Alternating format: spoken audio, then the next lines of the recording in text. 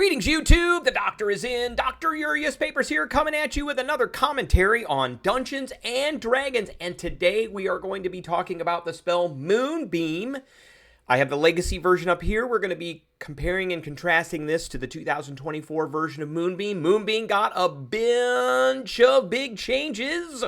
So we are going to talk about all those changes, but first, don't forget to hit that subscribe button. If you like this video, hit the like button. If you have any questions or comments, please leave a question or comment, and don't forget to hit that notification bell. All right, back in the day, when I originally reviewed Moonbeam, I gave it a B.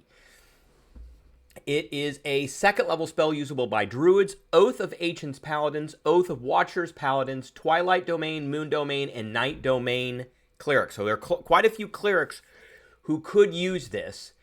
Took an action, had a range of 120 feet, which is a great range. Says 5 foot. It says 5 foot cone, but it's really a 5 foot radius, which is 10 feet. Verbal, somatic material. Material is immaterial because we don't have to worry about that because it's worthless. It lasted for a minute. Was a concentration spell, so you need to be paying attention to that.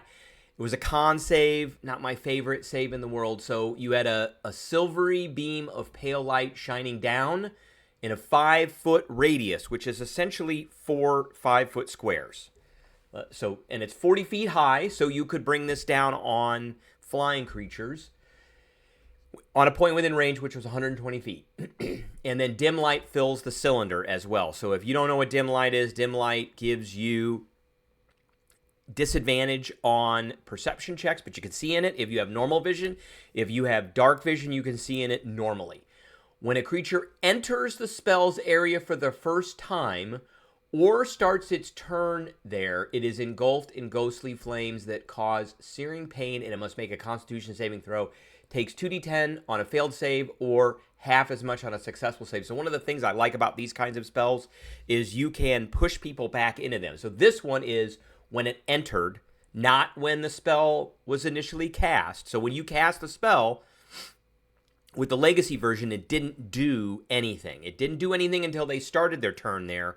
Or usually creatures started their turn, they attempted a saving throw, they took some damage, and then they walked out of it. Now, the best way to use the spell is to push them back into it. So once you push them back into it on your turn, then they have to attempt a saving throw again, and then they started their turn again.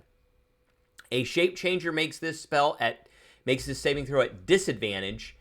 If it fails, it instantly reverts to its original form and can't assume a different form until it leaves the spell's light. On each of your turns, you could move it 60 feet using an action, and then you could upcast this for a d10 of damage if you upcast it higher than second level. So on average, at second level, it did 11 points of damage, which you could do a bunch of damage with this if you had the right party that could take advantage of moving things around with forced movement. All right, let's take a look at the 2024 version. Here it is. Still a second level spell, still one action, 120 feet, still a 5 foot radius, still 1 minute duration, still concentration.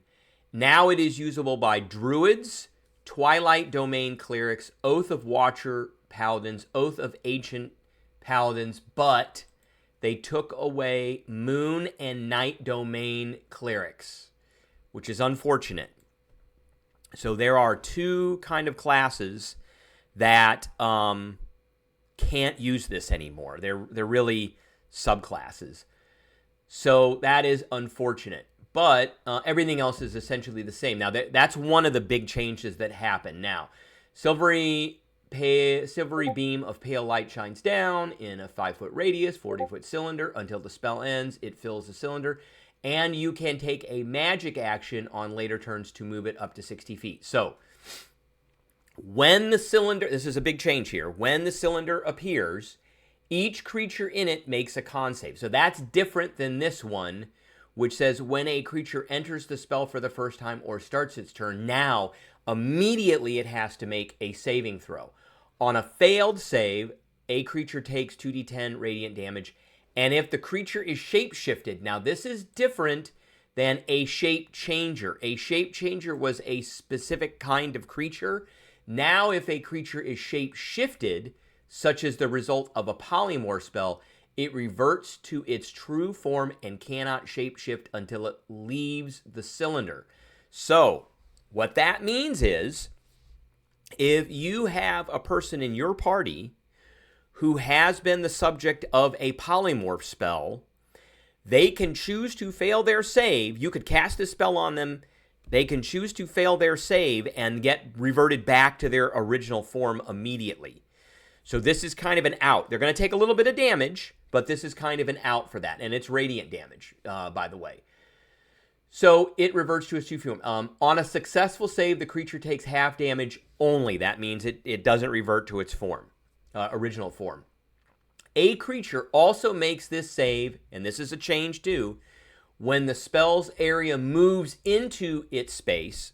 So if you use your action to move this cylinder and the spell enters their space, it takes damage, which is different than this because the enemy had to enter it.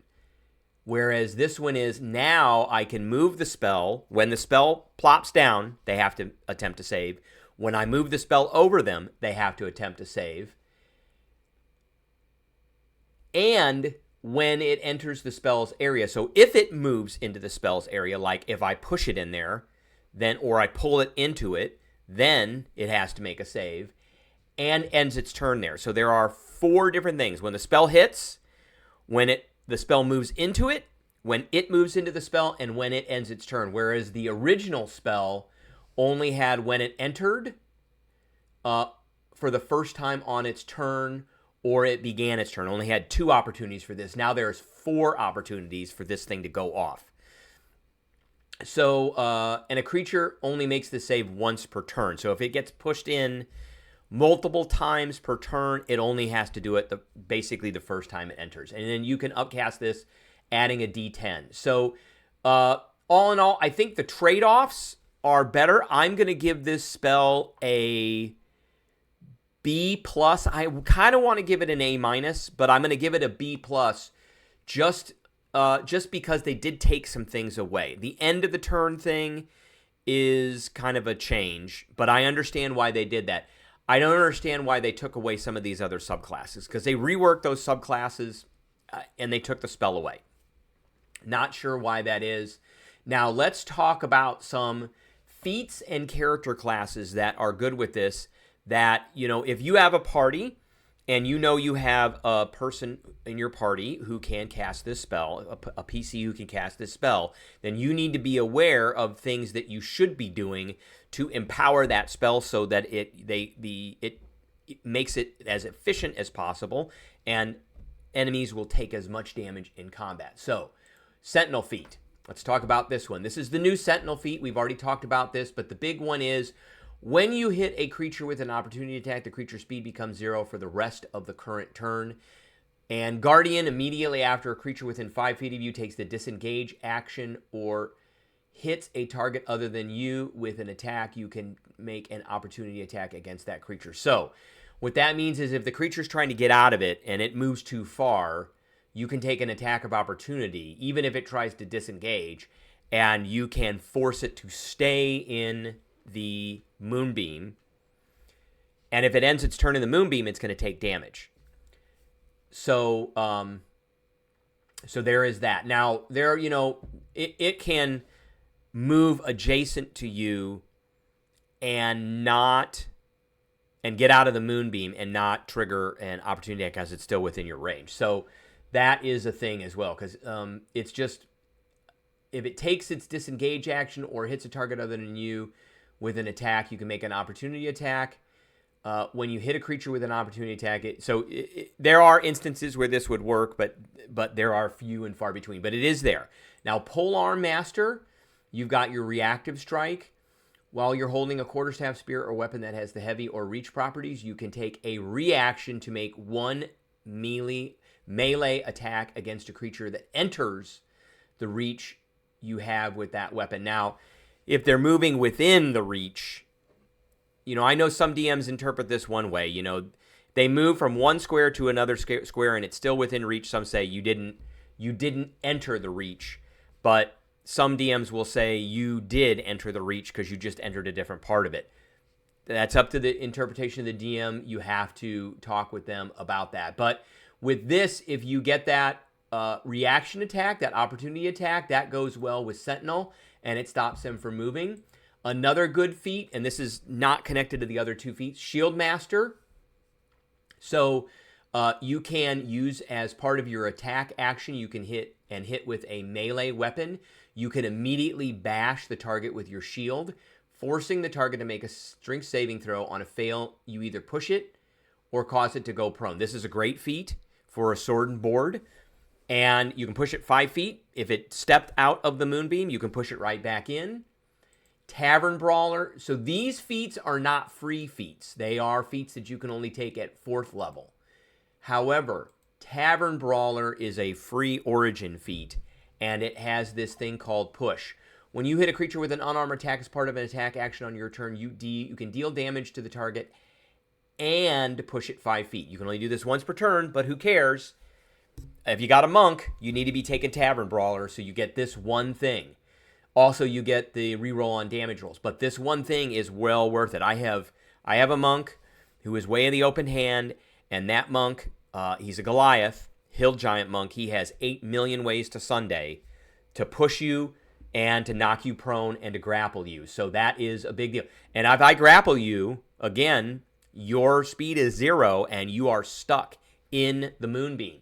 And I can be standing right outside of it. Another one is the fighter. If you're a Battle Master fighter, you can take the push attack. And if the target is large or smaller, it must succeed on a strength saving throw or be pushed up to 15 feet. So you have that choice. And then the monk class, again, way of the open hand.